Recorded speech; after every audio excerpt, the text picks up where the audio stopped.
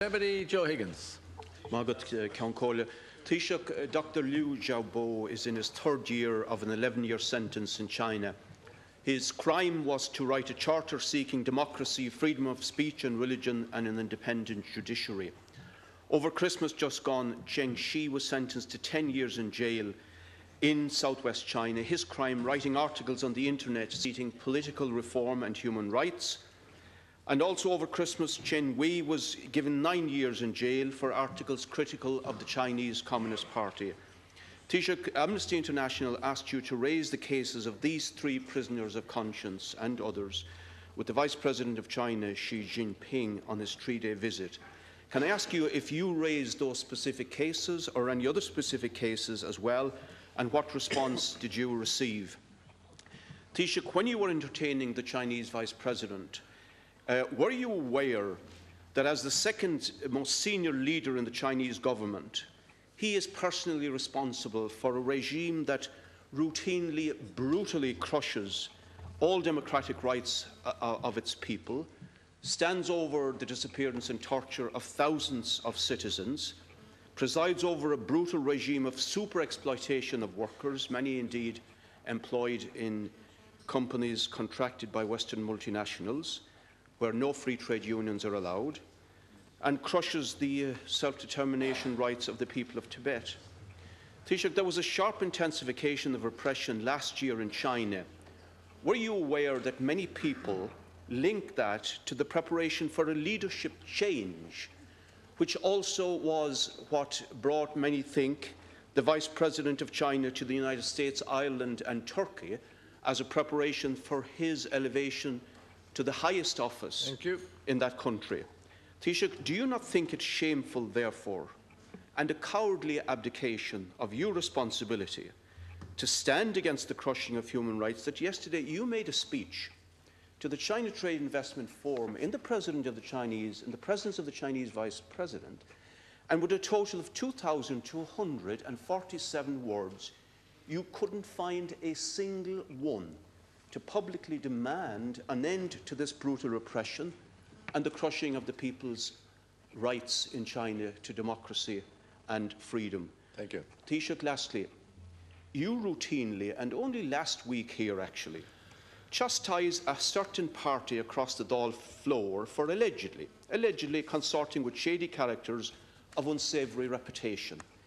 Do you estimate that a government which systematically brutalises and crushes the rights of its people would merit such a description, or is it all right if they do trade deals with you? Taoiseach. You prepared well for this one.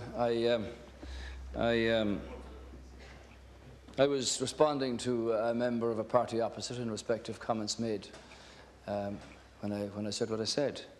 Now, in the speech that you refer to there, where you counted all the words very carefully, that was in the Royal Hospital in Kilmainham.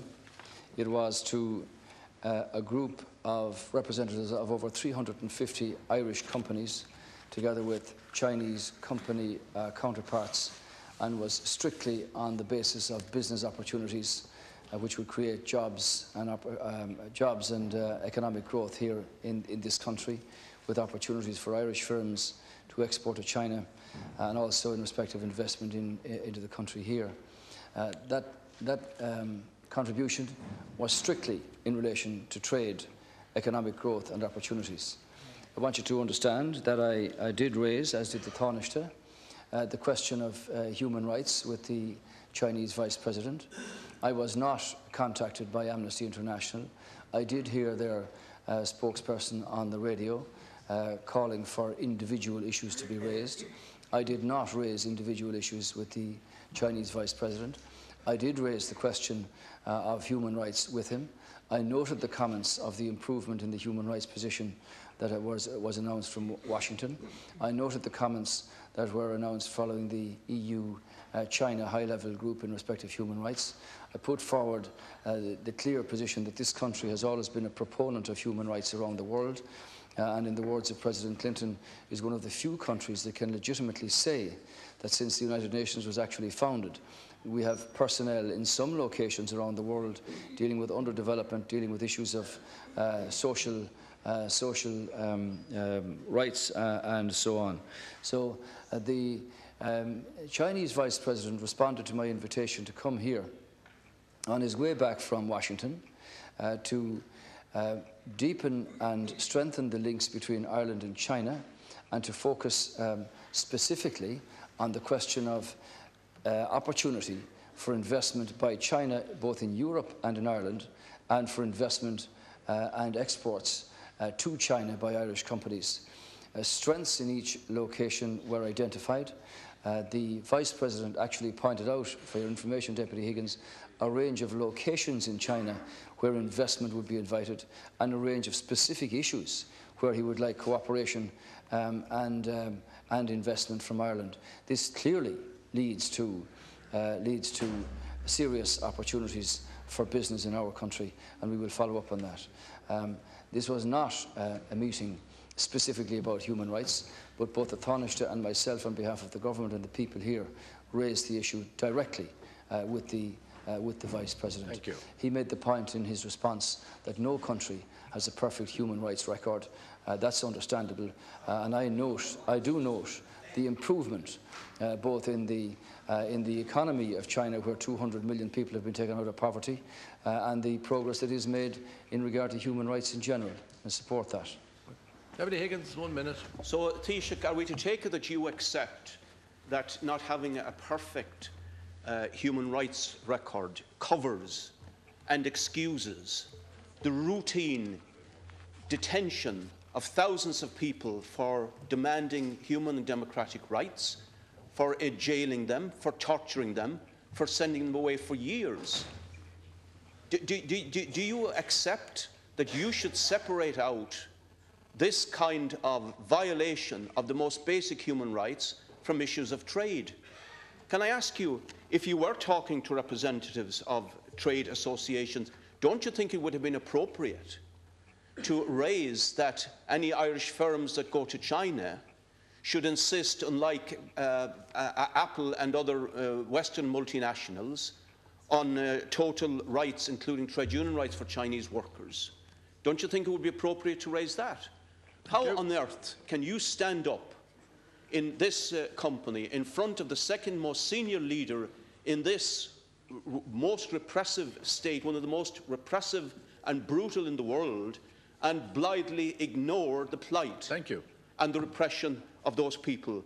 Can I ask you, is it the case now that as China takes up the position of an economic superpower, equaling almost the United States, that we can expect the same obsequiousness in the media, in the Irish government and elsewhere, as we had towards the United States, towards George Bush, etc., in the wake of the Iraqi invasion? Is that the blind eye that's now going to be taken to human rights in favour of doing trade deals? So can I ask you, why did you not raise specific issues? Liu Xiaobo, for example, who was even recognised with a Nobel Peace Prize, even him as an example, why did you not raise his case? Thank you. And can I ask you, electrify the demand for human rights internationally by, before you go to China, demand from the Chinese government that you get to visit Liu Xiaobo or some prisoner of conscience to really draw attention to what is going on in China. Now, that would be doing something good. Thank you.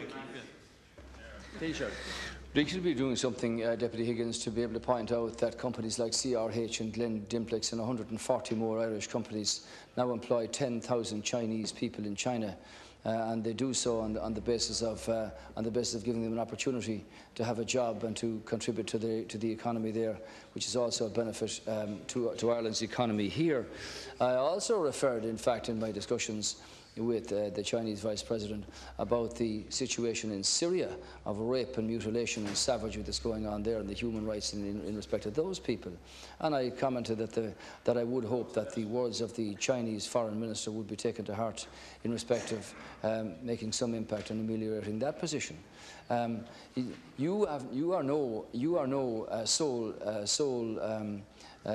saviour of human rights in this House. We all have a responsibility here, and in my responsibility, insofar as leader of the government is concerned, I took the opportunity to raise this with the Vice President of what is the second largest economy in the world now, and made no bones about that, and was very clear in respect of where Ireland's position here is.